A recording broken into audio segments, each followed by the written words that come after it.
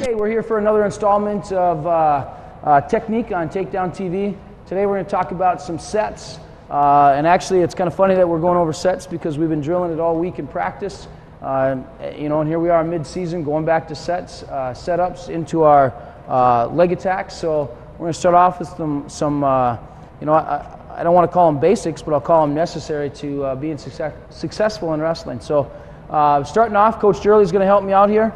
Anytime that we're going to attack an opponent, we want to be moving in the forward direction, and we want to be inside, okay? Of course, we know that we want to be in a good stance. So when we start in, looking for our first set, we're just going to call our hook, our inside tie, or meat hooks, whatever you like. But we're going to stalk in, and when my opponent reaches for me, when he reaches for me, now I can come inside and tie, all right?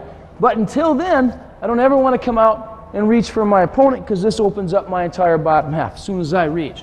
So I always want to stay down low and I want to stalk in. Now when he reaches, our first set is we're just going to come inside on both sides, okay? And what we do is we pull in, all right? Head position, and from here, now I can do a lot of movement. I can move my opponent around. And what I'm looking for is I'm looking to get him to post where I can attack a leg at an angle. Okay, gone are the days, as we tell our kids, gone are the days when we attack straight under. Wrestlers today are so well skilled and so defensive that if I take a shot directly underneath here, I'm going to be in a lot of trouble. So we have to constantly look for angle attacks. All right, so we stalk in, get our inside ties. I can move, and here it is. Okay, I can come down here. I can come into a high crotch from here, or snake the leg low from a high crotch, but it's all inside ties, okay? Now also from here, we can get into our head pounds, all right? And again, common mistake that a lot of wrestlers make is they come reaching for a head, or they come in here and they go ear to ear in the head. Now we get in this position, we're both pretty neutral here. We're both pretty even. He has just as much opportunity to score on me as I do on him. So, again, I come inside. Here's my inside tie again. Now this side, I come from a bicep or a hook, so I'm just pushing on his shoulder here, okay? So I'm pulling and pushing, and you can see what happens to his body. Now as I do this, what I'm going to do is I just bring my hand from here to the head. Okay, I'm not hanging on the head. Common mistake that a lot of wrestlers make is they'll get on the head and they'll hang on the head. And you can see what he does. He gets elbow control, pulls me in. This is a great set for him. So I'm here, I'm pushing. This hand just comes right here. Okay, and I'm redirecting him on the way down. Boom. There's my angle again. Now you can see I like to attack his right side or to my left. Right? I want to attack that near leg. So I'm in here, I'm pushing, pop, bam. And now I have this whole side open. We're going to work on left-rights. It's what we like to call them up here.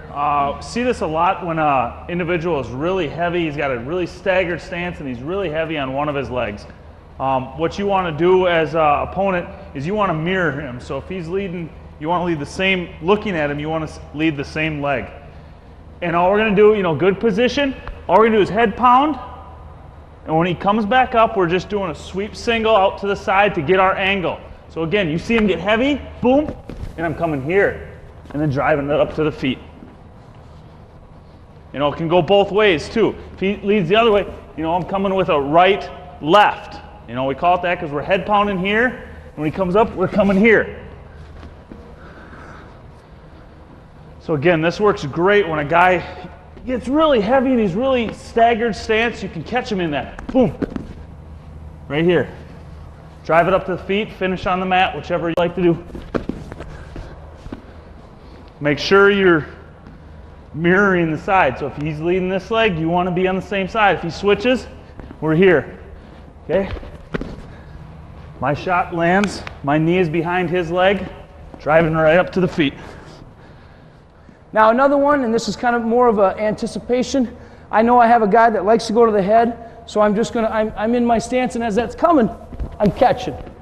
Okay, I'm catching and I'm stalking in. So I'm in here. Now my hand goes from this position where I have a hand down, so I know I got a guy that's reaching to where my hand is here. And I'm just kind of catching, throwing by, and attacking. Okay, and then you come up a little bit higher on this one. Ooh. You know, what I'd like to do, we'll see if we can catch this in nice slow motion. But as he's coming here, I'm catching and I'm taking my step here. Boom. It's a pretty slick move. Again, it's something you're gonna have to drill quite a bit. All of these setups are setups that you should be drilling every day in practice. Whether it's your left, right, your head pounds, your inside ties, just moving your opponent around. The more you drill it, the more successful you're gonna be with it. That's all we have for today. We'll see you next time on the mat.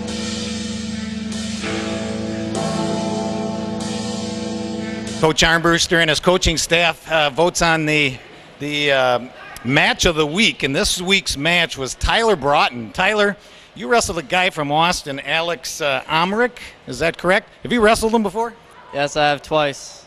You have 2 times you've wrestled him before, and how did those 2 matches turn out?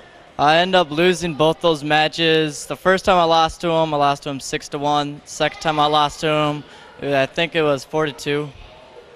And this year, tell us why you were voted the match of the week. I don't really know. I didn't see this coming. Did you win or lose? I won 3-2 with 24 seconds left. I got a stand up. Then I just sat in a sprawl the whole time when he shot on me. So. Well, that's excellent. You've lost to this guy twice, and you won this year against him a week ago, or not? That was last Friday. I know why it was the match of the week. That's huge improvement. You just stay with the guy. That's outstanding. I know Coach Armbruster has a philosophy of you want to improve every single day in practice, and you just proved that. Yeah, it feels great knowing that I can get revenge off of someone that's beaten me. And now next time it's going to go to a major decision, and then the next time it'll go to a tech fall, and then maybe a pin, huh? Yep. I can see that coming. Keep up the good work. That just shows that hard work really pays off, doesn't it? Yes, it does. What year are you? 2013. So you are a 10th grader? Yep, sophomore. So you're a sophomore. Okay. Congratulations to you and the best of luck in the future, and keep up the good work. Yep, thanks. We'd like you to send in your picture, the one that you think is the ultimate photo. You can go to faribaultwrestling.com. That's www.faribaultwrestling.com.